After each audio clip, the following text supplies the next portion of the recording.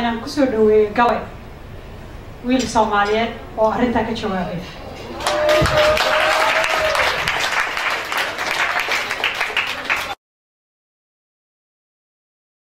مننا هنا هوين كنا رالة هذا وحي إنه أجيسني رجع طينه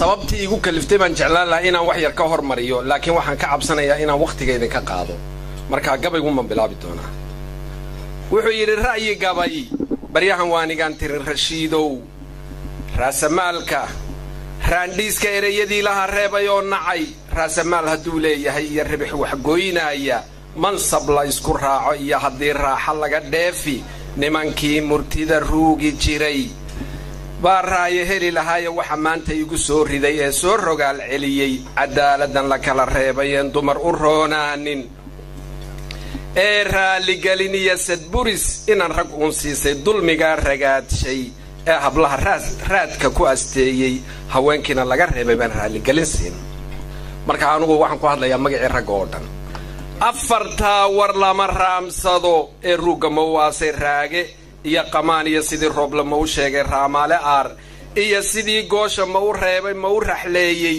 sidii roob gudaay ramashidii dayrta ma u ratibay sida iga rabay raaxa iyo qaale alla ilaahay halkii aan la rabay rawma kaga siiyay ragow xaal mudaba raagay iyo rafaad jooga waxaan doonayaa mar kale inaan hablaha raali geliya rajo iyo agoonnimo miday baahi ku raagtay mid yaraan ku raxan raaday oo wali rafaadaysa mid aqoontii laga reebay oo reerka u adeegta mid arooskii laga raacay oo aan rug wacan haysan iyadoo aan rabin tii la furay carmali raagtay isku soo rogo dumar wixii laga sadroonaaday waxaan doonayaa inaan hablaha raali geliya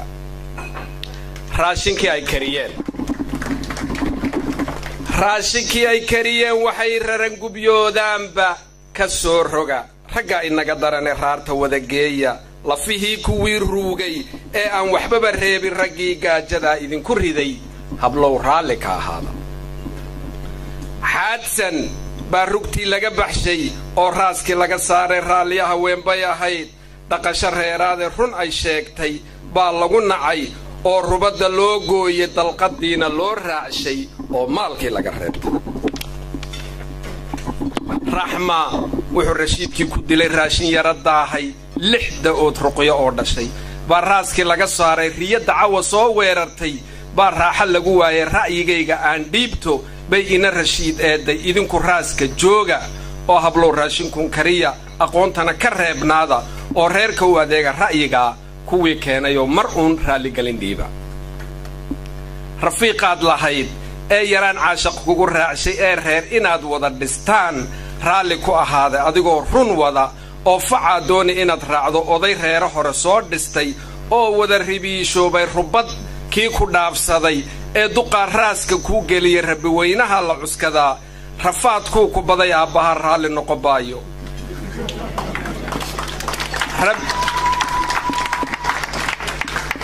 rabbi weynaha la cuskadaa iyo rasuulkiiyo jacaylkaa ribaday iyo dhibtaas raalli noqobaayo raaxa uma ladaan oo jiifka way rara gubyoodaane xanaanada mid kula roor mid kale rooti u diyaari reexaan udgoonoo carfoon reerku ha ahaado duquyaanu raagina qadadu reeri ha ahaato rabbayntii carruurtaa u dheer iyo ruclayntiiyo waxaasoo rafaada iyo haween raalli ka yihiina dharaar qudha ragoo waydinkaa raashin karinayn dumarow rafaad waxaad marteen raalli ka ahaada rajali'ida hoylaydin baday raalli ka ahaada aqalladii madfaca loo rukumay raalli ka ahaada miinadii waddada lagu rikibay raalli ka ahaada rucrucdiya qaxiya barakacii raalli ka ahaada ruxankiiyo jabkiiyo socotadii raalli ka ahaada roobkii cidlada idinka helay raalli ka ahaada waraabihii ilmaha raamsaday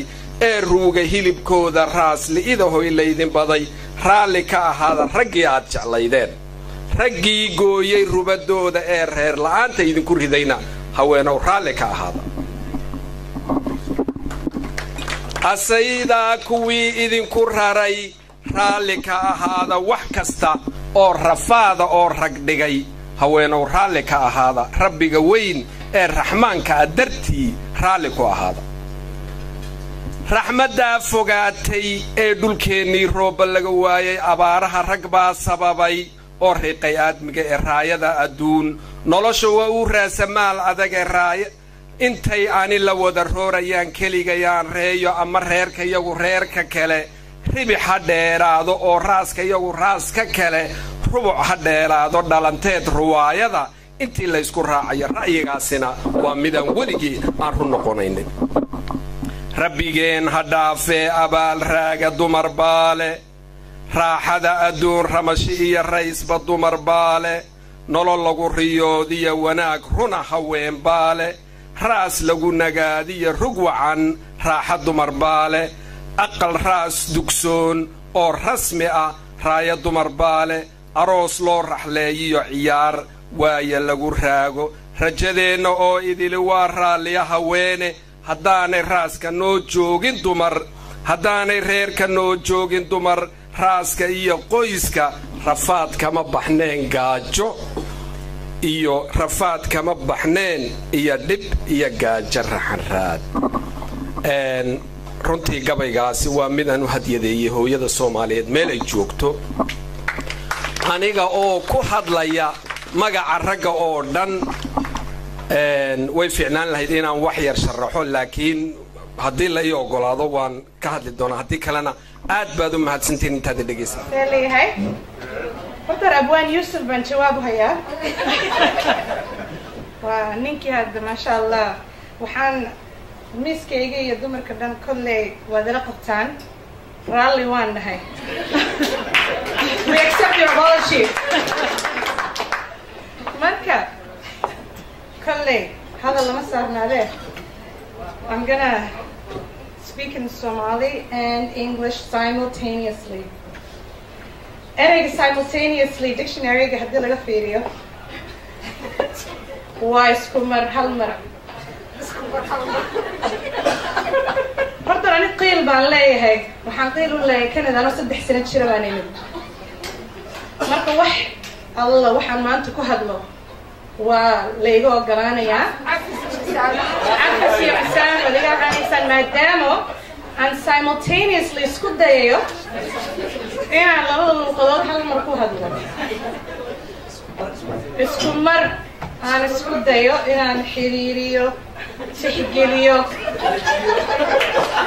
luqeeyo curiyo you name it etc First of all, mashallah, I'm so happy to be at this event. First of all, I'm going to tell you guys a little bit of stories before I finish with the poem called I Have a Voice. Simultaneously. I've been the same one with a young Mecca.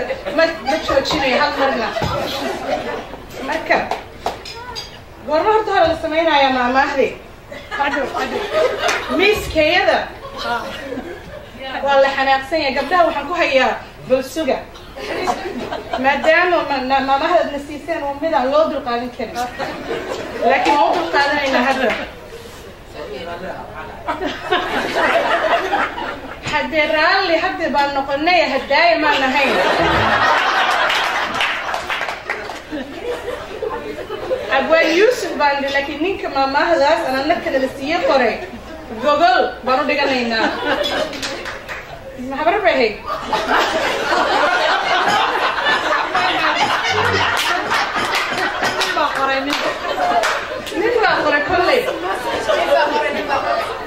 Don't shoot the messenger. Colleague, she typed it. Don't روح أزنو أو ضمن يكون هذا الشيء. Ab كسلين بان.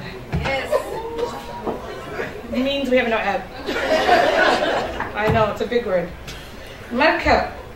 أنيقو وحن شوقي نيروبي هدا مردو مركاسة وحن أركي هواي ماما سلي ماشي نين قبدي كتمت كهد ليسي قبدي جورنال ها كهد ليسي جوكتي مركب ماموين كهوايين كماشي جوغو وحي دهن وحي كهد لين قبلها قربها تشوغو أنا وندح فديا ما يوجينا قربها كإني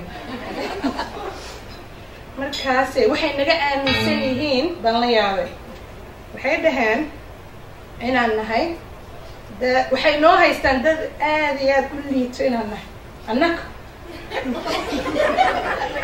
marka kubaa soo doodo waxay tiri naama og tahay gabdhaha qurbaha joogo inay liitaan oo diin la-aan iyo dhaqan la-aan iyo sharaf la-aan lagu sheegay mana ayba yihiin saas markaasaa tu kala soo doodo waxay tiri gabadhayda oo ka timid ingiriiska Europe kolle meeshaas waa dhibaatooyin badan baa ka jira ma ogi Canada we're so nice waxay tiri intay meesha timid bay waxay aaday meesha shiishaha lagu cadamo inta shiishay ka hadlaysa marka so she doesn't know that in Nairobi there's so many shisha spots because I've seen them marka waxa waaye there's misconceptions of women about women everywhere. Number one, that's the whole point. There's a lot of other things, but wherever you go, there's misconceptions about women. And most of the time, it's spread by women. So that's just a little bit of wuxaan ka soo qaatay.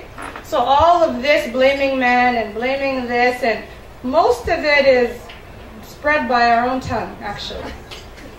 So I think my mom, I told her, oh yeah, well, International Women's Day. No, negative way with today. Every day is Women's Day.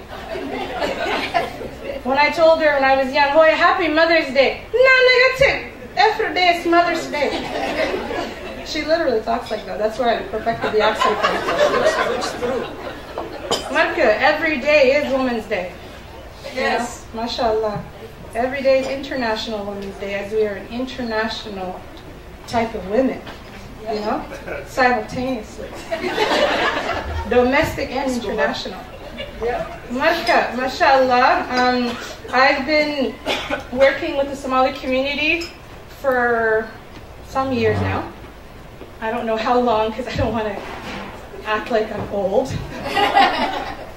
But waxaan ogaaday dadka Soomaalida dadka adduunyada ugu wanaagsan baan ka tirsannahay because despite that little story, no matter where you go, Somalida, they always is soo dhaweeyaan. Waa dadka adduunyada hospitality-ga dhameeyay. Ugu qalanjiriyeen. They have perfected hospitality wherever they go. I don't know why it is that when we're apart, we talk, we exaggerate, but we love each other, really. Deep-heartedly waa isjecelnahay. And that's why I'm proud to be Somali. And, you know, and wherever I go, I mean, I've had a lot of opportunity to speak in front of many people. And I don't know how those things have happened to me, but I've always stressed that I'm Somali first, I'm Canadian second, I'm a woman, and all of these things, whether you wear a veil, whether you're a representation of an entire community of people. And I know that, and I carry that with me, and I take it very seriously, actually. And my brothers and sisters, it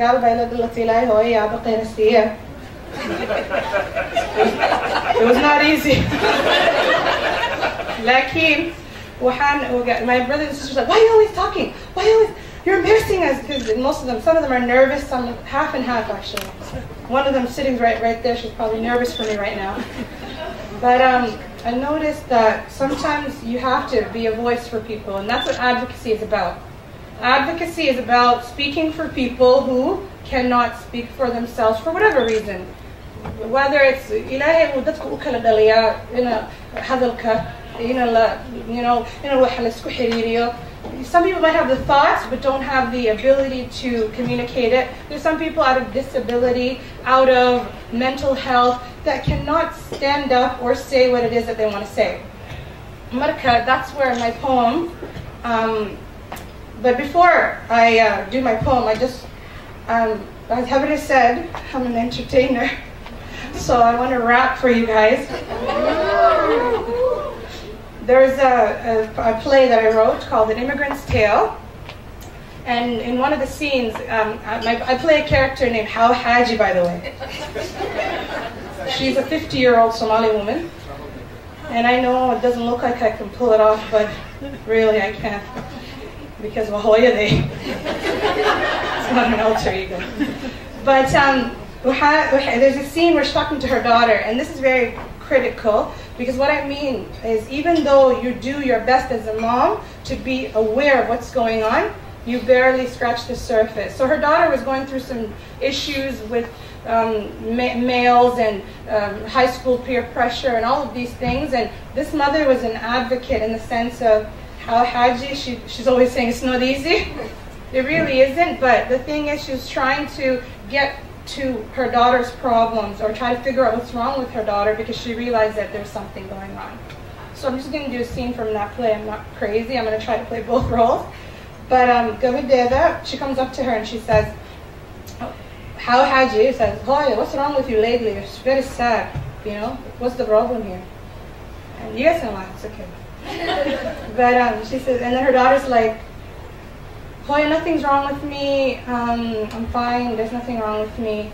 And then she says, Hoya, you know, I went into your room the other day and I noticed you listened to a lady named Benonce. And Benonce, she's the lady who wears the underwear all the time. She said that she had a song and that I listened to, when I pressed play on your boombox player, the lady, she said, if I were a boy, something, something. So I, how Hachi or Hoya, wrote you a song. If I, how Hachi or Hoya, were a boy. So her mom's trying to explain to her and thinks that she's having trouble with males, which she is, and she thinks it's maybe a dating issue.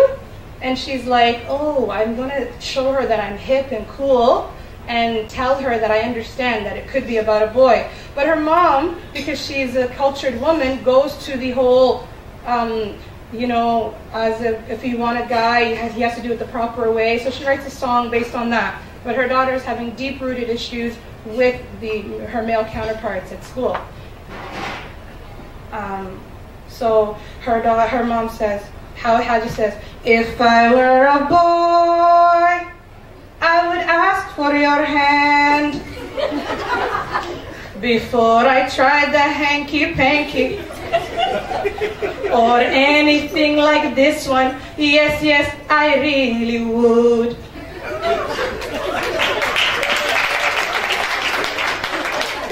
I would come to your family and introduce myself, because you are really worth it and I have a respect for you. Yes, yes, I really do. So her daughter at this point is very embarrassed and says, oh man, really? You do not know how to sing? Please do not sing again. But she's touched. Her daughter's touched that her mom attempted to scratch the surface. She said, oh, you don't like the R&B, and what about the hip-hop? I know you watch that guy all the time, Hoy, the Lil Wayne guy on the BET. Hoy, 1 second. Can I ask you one question? Lil Wayne, I'm a level 6 ESL holder. Who is he trying to fool, Hoyo? Level 6 Banaheim ESL, the top of my class. And his name is Lil Wayne? Hoyo, little means little in English. And Wayne means big in Somali. Is he little or is he big, Hoy? I don't get it. I don't get it. Her daughter is totally lost at this point and tells her, Hoy, I don't know. And Hoy, I thought only British people were on TV. So, how Haji attempts to rap for her daughter and says, can I get a microphone check at one time for your mind, please? All I need is one mic. Girl, before you give him a chance, ask him what are his plans. Does he want to do right by you, or are you a one-night standers? All of these things I'm telling you are true, because all these boys want to do is play on you. I was young too, I know these boys for real. And all they care about is how they can seal the deal. Word.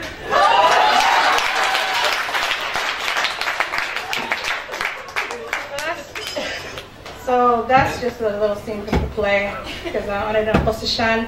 You guys, otherwise, I'm not looking at dancing to him. MashaAllah, it's amazing. So before I leave, I'm going to share this poem with you. It's actually the first poem I ever wrote. It's called I Have a Voice. 2001 key, like an old me here. 2001 key waxaa dhacay arrintii adogeydeen oo loo yaqaan 9/11.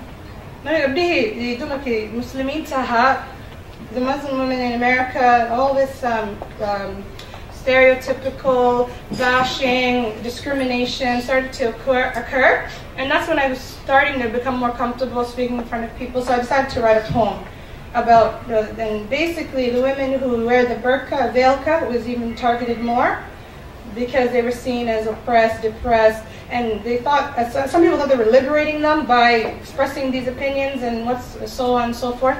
So the poem I'm going to share with you is called I Have a Voice. For those of you looking at me, I am not depressed, neither am I oppressed. Just because you cannot see my curves or my chest, does that mean I do not have femininity to suggest? For those of you who look at me in utter detest, I do not care if you are not impressed. Believe it or not, this is my choice. And under this garment, I do have a voice. Standing before you, respect is all I demand. And understand, this is something I planned. Although you are right, I am under a command, but please do not lower it to that of a man. And Western women, I hear you. You have sympathy, but I urge you and ask you, please do not pity me, because I believe it is my obligation to show you through mere application that I know what it means to be free. Because I have said no to the media and hype and suggestions that my body should be of a type. I have said no to baby come here, Miss World, Miss Universe, Miss Thing of the Year. We're quick to judge what we don't understand. In a label-filled world, I will not be part of a brand. And those of you who have rotten minds call it freedom of the female species, yet we're exploited whenever and wherever they please.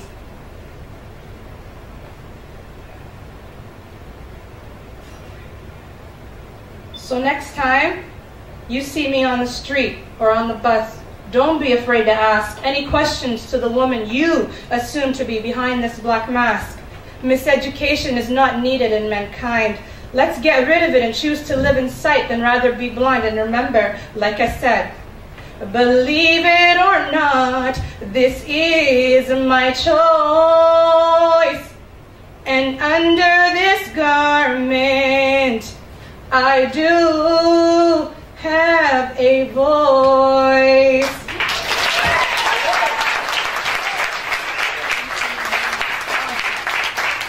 Thank you very much. فرح ذو أرورتي قيب السيف غارها أمقان سروبك ضرور مذاك وقار السيف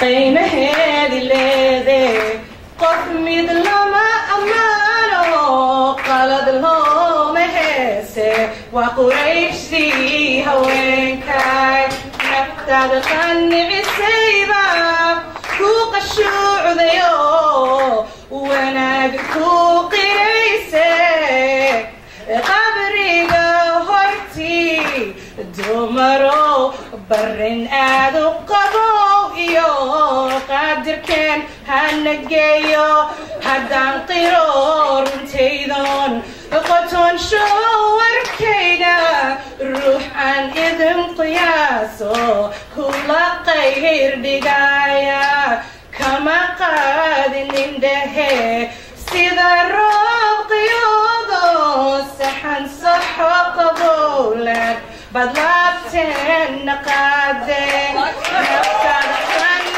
السيبة كوق الشوع ذيو وانا كوق ريسي قبري قهرتي دومرو برن آذو قبو إيو قادر كن هنقيو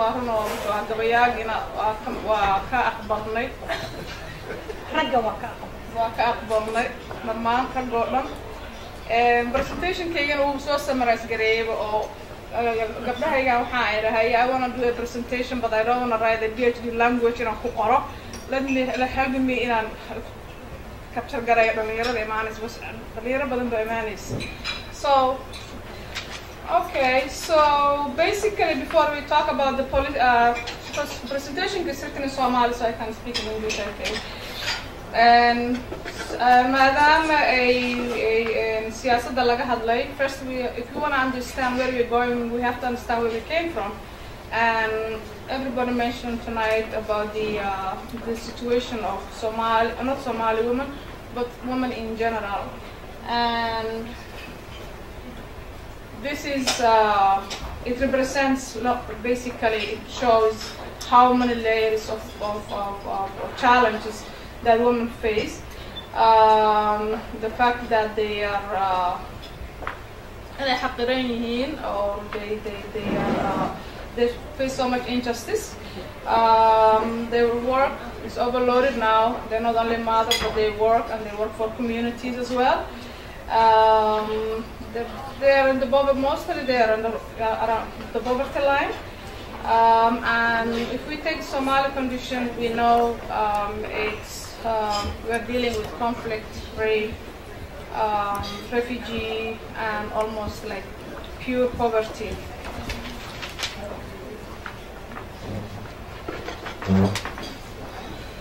It's just a vision of what it means to be doing so much different tasks in her life. Mother caring, as you can see. One of the things I want to sort of give as an example about the vulnerability of women is the fact that they're not only married and have children, but in so many cultures, including Somali culture, women, once she's divorced, basically she has to go home. That means where she came from, whether she was married 5 years, 10 years, 20 years, with nothing. Sometimes she doesn't even have her children with her. And that is vulnerability that I'm talking about. And we also know that basically the international laws and conventions and resolutions are very weak because there is no champion for implementing them. And even countries who really sign all these conventions and resolutions, they don't have the budget to implement or even the will in that sense.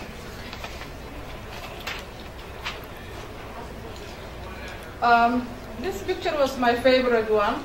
Actually, we got this all pictures when we put women's empowerment. They all came up. So if you Google it, you will find it. Nothing special about it. We just collected from the internet, but it's just we put empowerment, and this is what came. So this father is talking to his son and he said, yeah, it's a mother's land. Meaning of motherland, son, the land which is your mother's to work and your father's to own. So that's what it means. And in reality, at least I'm very familiar in Somalia and many countries I visited during my work. Women don't inherit land. Women don't inherit buildings. Women don't inherit a lot of stuff, even though Islamically you have to divide it as you are instructed by the Quran and the Sharia. But they decide to choose which one to give the woman and what not to give the woman.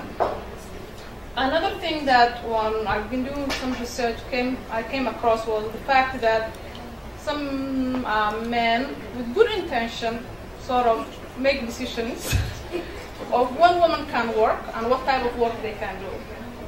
And the fact that Somalia is so chaos and women are the breadwinners to tell women when to work and when not to work and what type of work you do, is really, it doesn't add up at all for women's lives today.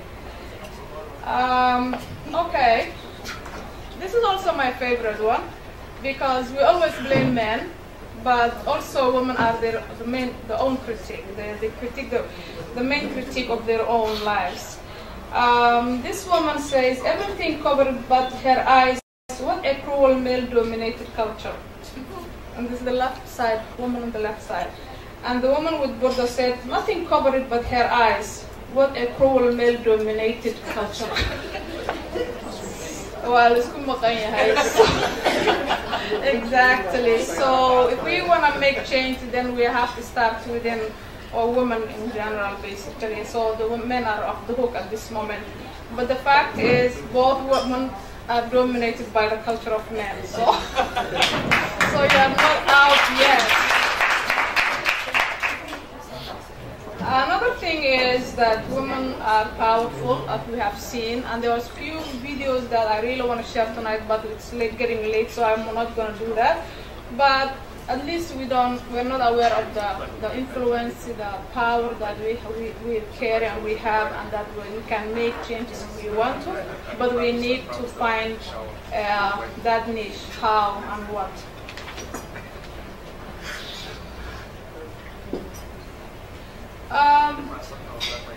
I don't know how to say this, but if you go to Somalia or mainly very poor countries, and you know Allah created us and give us this machine, this brain to, you know, invent, develop, contribute to the humanity, and we are not using it because of circumstances, then it just, you wonder why and what's going on. And when there's a civil war and you know, chaos and anarchic, you know, time, we understand wasting minds, wasting brain.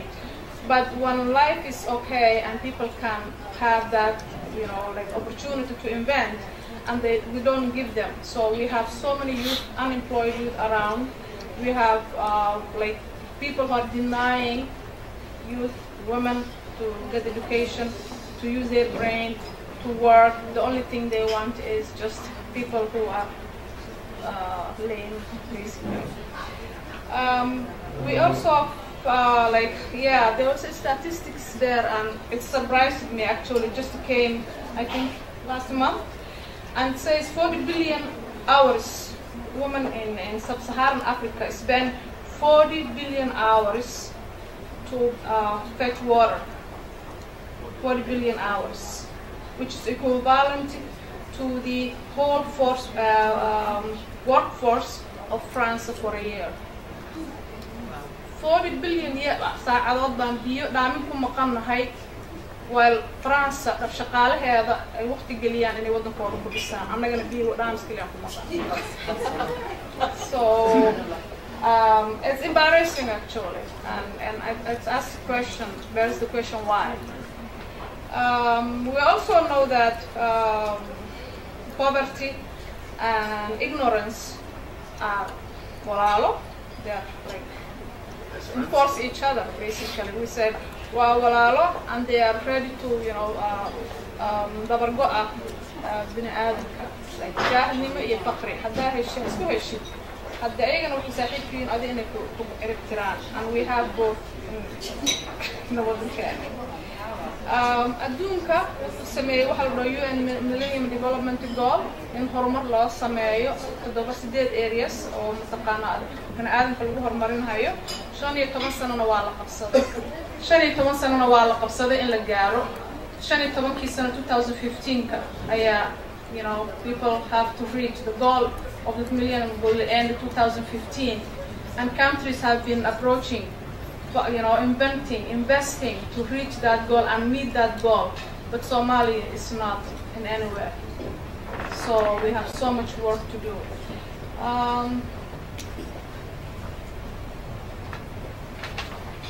Yeah, so that is the sad part of the world. Let's move to some sort of positive things happening in the world. Somali حكرة سيدي وأرجع درنتها أم الله لا. Don't say وهذا محل حقيقي وكنت. Somali حكرة هذا أمانة مرة لما يقف كدوح صوغرته. Even though أصلا حتى وحي بهاي هاي أما وح بنتي سأ. At least حبوك أنا يسوي at least ما نتر وحسوسها. So it's good thing. Second thing is, yeah, the word Sinan, which means equality, was a threat to Somali men. In 70s, some men died because a president came out and said women and men are equal. And there's a whole history that happened. So today, the word Sinan or equality was understood differently, and which meant basically living peace and respect and wealth, in wealth and health and prosperity, without any prejudice. It's as simple as that. But when they want to create trouble, they explain inequality to different way. And no one is equal, even sisters, even brothers, differently. We don't have, we cannot say we are equal in any way, or, someone is, can run faster than you, someone is taller, someone is younger, someone is older. So how can you say, so equality means respect at the end of the day and justice served. So another thing that came true over the maybe last 3 decades is recognition of women's position and power. Yeah, of course, I didn't finish that sentence, but there are so many resolutions that support women's cause and equality.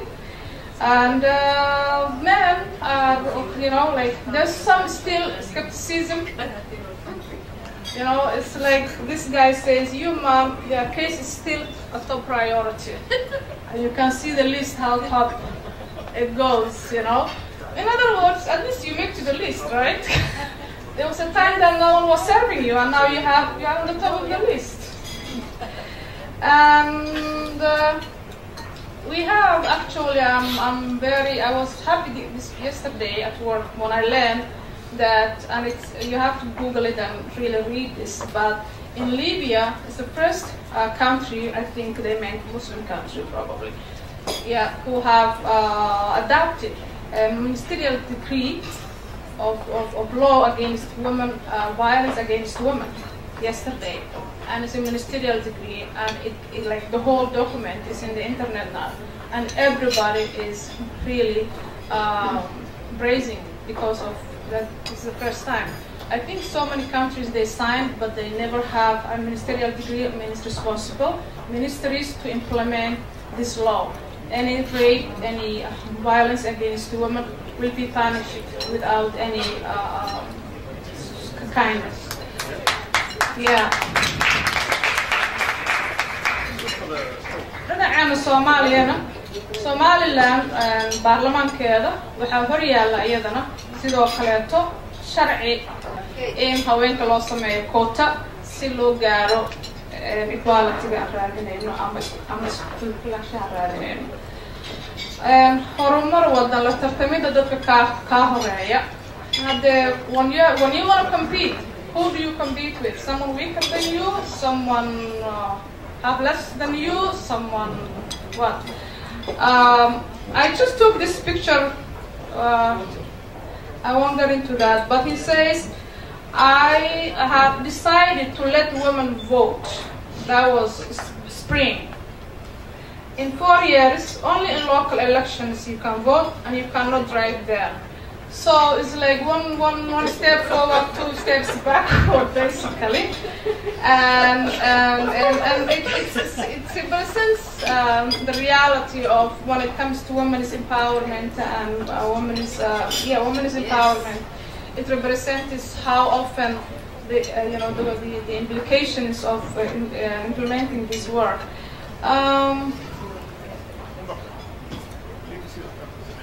So it's all agreed that actually wadan kasta oo haweenkiisa horumariya inay ka horumaraan ana la tartami karaan any other country in the world. So I think that is what, and it's also when you respect and support your women and empower, the whole world will notice that, and that is when everybody want to have alliances with you, invest in you, with you. So we need our women to be empowered. Yeah, this one. So sometimes they say, okay, you have to make sure that women are part of committees, and like there's always conditions that women have to be on board. And this guy, he brought a child basically, and he said, the baby always wanted to attend our AGM, that's annual general meeting. So he rather brings a child than a woman. So it's still, have some men have difficulty actually bringing women to the table and helping or not helping. But I always repeat Farhiya's comment one time. odayga intay ka qaaday jidbuur wuxuu ku yiri adeer haweenka Soomaaliyeed waa la dhabarta waxa la'aantooda waxba ma ahaaneen markaas waxay ku tiri adeer ma iga hubtaa hadda maanta the president the vice the prime minister they both were saying that women waa la dhabarta Soomaaliyeed waxa way la'aantood qurbaha joogan gudaha joogan la'aantooda waxa way Soomaaliya lama arkeen. But the question is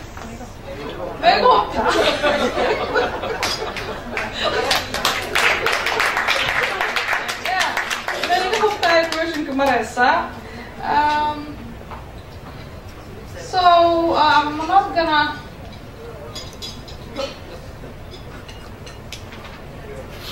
I think I want to make it short, but let's move to the muhiimadda xoojinta doorka siyaasadeed ee haweenka iyo wadooyinka loo mari karo. So with all of this, maxaan samayn karnaa markii Soomaaliya hadda ay ka hadlayeen haweenka siyaasaddan ka soo qayb galaan ama baarlamaanka ama dawladda dadkii waxna kuma diidana waxna kuma ogola. marka arag waxay ku oranayaan hadda waan dadaalnay laakiin hadda dadaalkeena baa intaas noqday. Marka waxa noo soo baxday what we realize is that sometimes they don't have the tools actually to bring women in.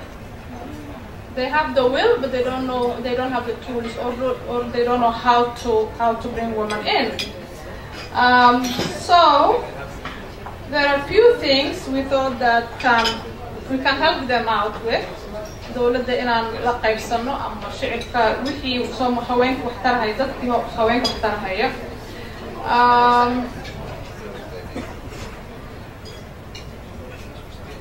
First of all, since 1970s we have been saying Somali women are part of the government, have to be invited to participate in government and decisions. We have to bring that rules back. We have to bring those commitments, past commitments and the recent commitments back. The government institutions have to create programs and budgets to really implement these strategies and policies and programs.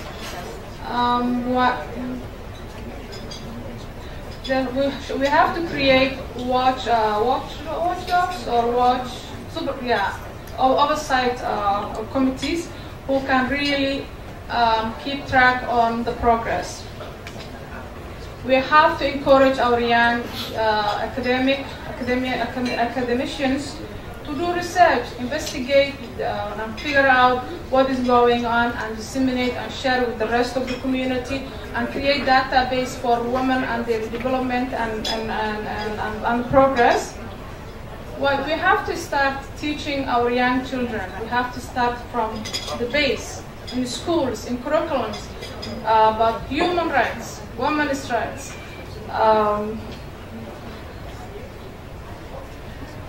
And at the end, without recognition of the good work that some organizations and institutions doing, we cannot, we will not know. And there is a huge debate going on now of how to recognize people or institutions or governments who are doing better than others. Abaalmarin aqoonsi in la sameeyo. And finally, waxaan idinkula dardaarmayaa dadaal barnaamijyo miro dhaliya si haweenka Soomaaliyeed codkooda kalsoonida u siiyaan dawladda dadka iyo dalka. We are hoping one day we will give our vote of confidence to our society. Inshallah. Somalia,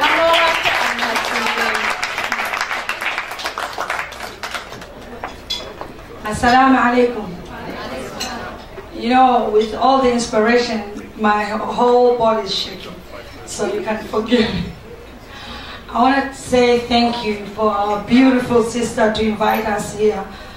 I'm honored to be here, and I'll do over and over and over. Anytime anybody who has have an event, it's really nice to support each other, because that's the strength. If we don't support each other, who are we? You know?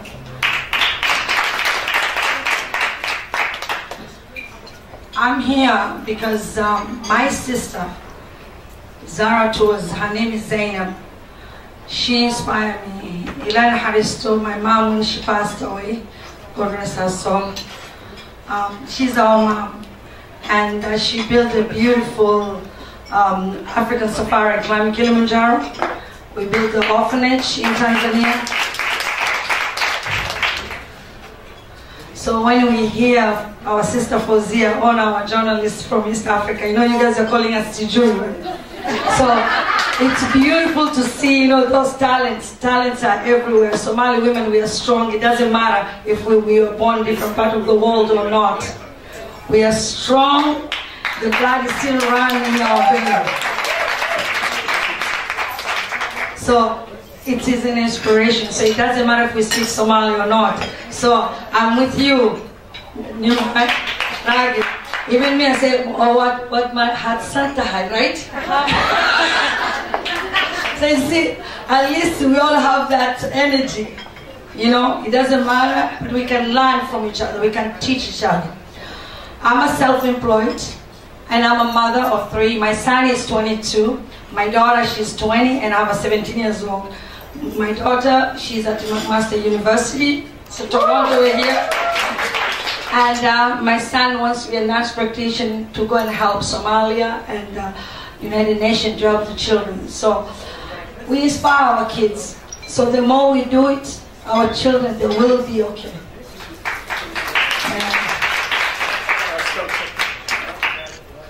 This is a Canadian company. I'm proud of it because it started right here in Ottawa, okay? That's why I came. And it's still in Toronto. There's some people in our community, they joined, they quit, but I never quit. You know why? Because we never quit. That's what Mother all about. We never quit. This company managed to help my children to go to university too. You know, and a lot of other mothers too with their kids, because you can work at home. We were anywhere. While making other people rich, while we can make ourselves and help our children. We wear the jewelry. So whatever talent you have, go for it. Don't ever. Our kids and our young girls, everybody always have cell phone. They have Crackberry, we call it, right? And iPhone. So use it and utilize it. I was so proud of our young lady. She was reading all her information and poetry on the cell phone, right? So you save the paper, right? Now you can utilize the same thing. You can refer somebody on a website, on a self-employed business, and through social media. And anybody wants to know more, just contact me. I have my business card right there.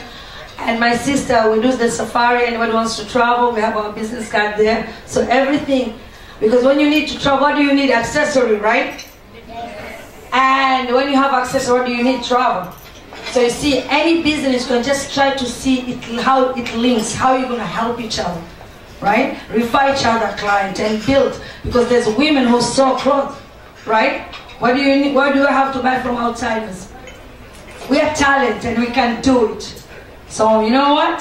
Strong for the Somali women.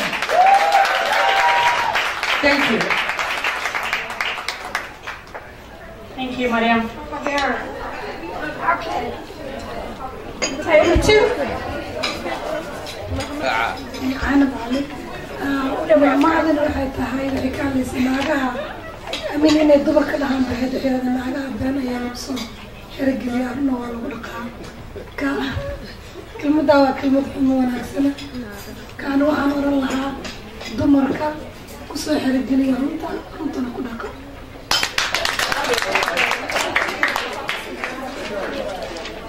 Thank you.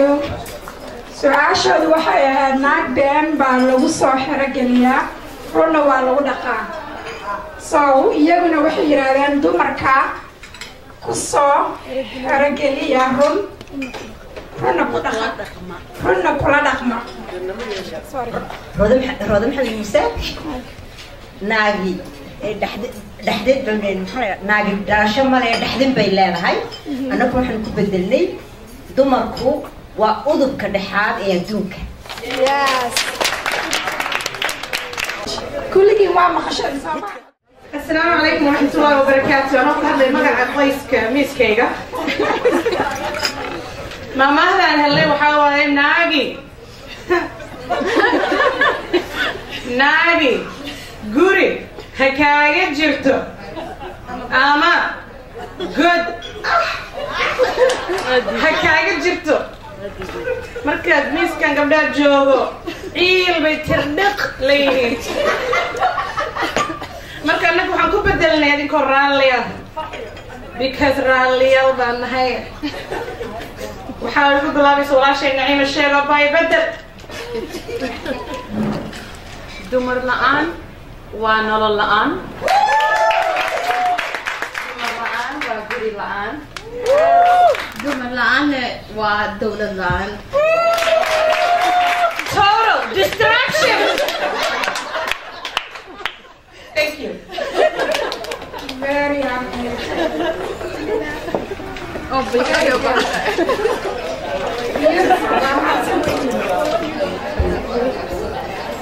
السلام عليكم. أنا waxaan helay naag ninkii dali karaa dhiqi karaa.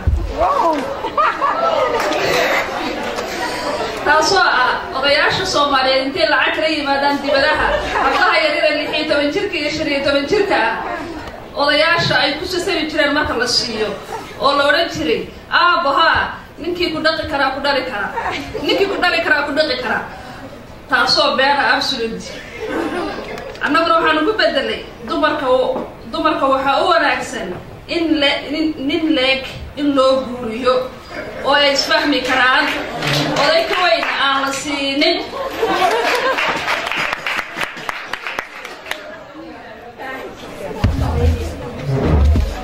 بسم الله الرحمن أنا وحان مدة أقوين أقول رئيس وحان دهنا معناها هونكو لف دبرك قويسك أما قولك مدة لبعضنا عن دهنا وحان معناها هونكو هنتيد الدنيا هنتيد الدنيا معناها هنتيد الدنيا ريزرسك وليه هاي ما أهم كلية إن نفتها هاي أما قلد أي هاي هونك وأيها واحد صار رج صار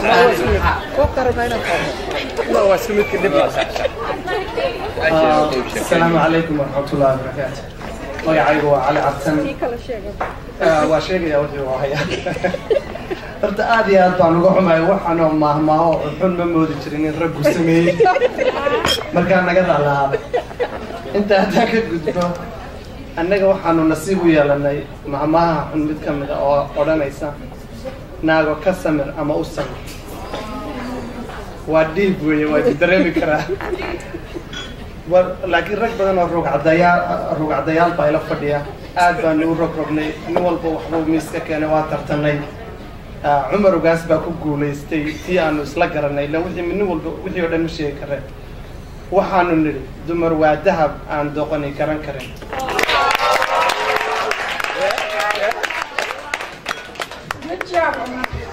shakadii waagii aad dhaqaysaa Okay, so tan anaku helnay waxa weeyaan naag salkaaga looma sheego.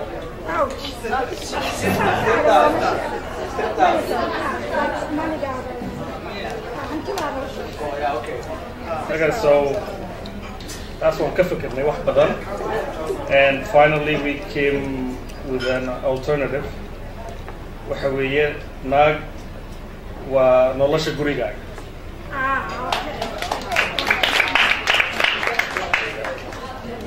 naag salkaaga looma sheego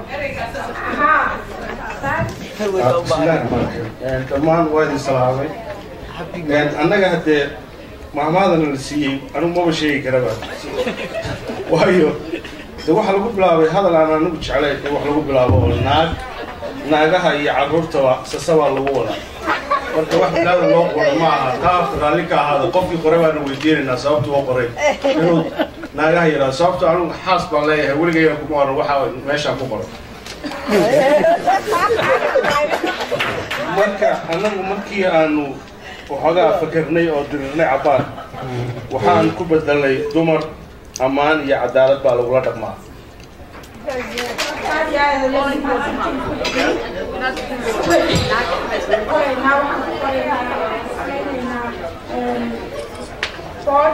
markaasi aan website-keena hadalladaasna waxaan u baahanahay jilada isticmaalo ay noqoto normalize garayna yes oonaan noqon naag iyo ruurba dheelama barmay ahayd okay marka waa aad iyo aad bay wanaagsantihiin waxaan samaynaynaa hadda We're just going to do only for, is that the 3-5 minutes of Halada? Because they request me to do that and I cannot let them down after what we had so much fun today. So it means we have to have some little entertainment, right? Right. It is culture, music, and people and laughing and smiling, right? All right, guys, you better stand up. Yes. We need, is that? Yeah. Yep. Yep.